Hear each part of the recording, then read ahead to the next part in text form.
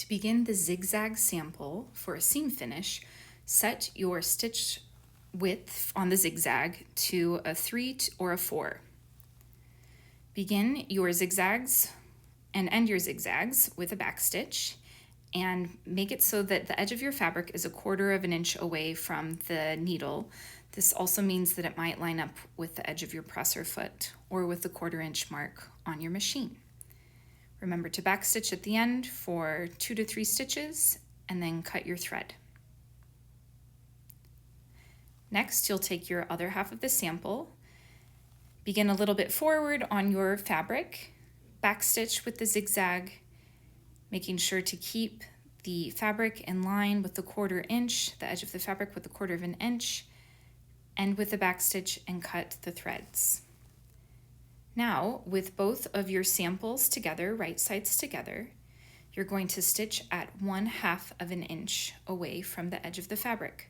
Feel free to use pins if you would like, and make sure that you set your stitch width to 0. You can also press the clear button if it is available on your machine.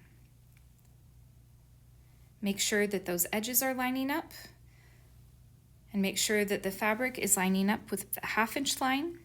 Begin with a back stitch, and you're going to stitch all the way down the length of your fabric until you get to the end. And once you get to the end of the fabric, you will end with the back stitch. This seam method is helpful if you don't have a serger, and it's really important that your fabric does not fray. Once you have finished all of your stitching, you can head on over to the iron. At the iron, make sure to clip your threads. You want them to be clipped as close to the base of the fabric as possible.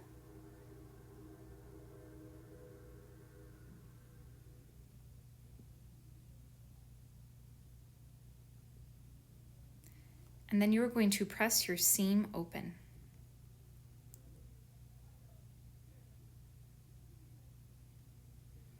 Once you've pressed the seam open, you'll flip over your fabric and make sure that the seam is pressed well on the other side. And you have now completed your zigzag seam sample.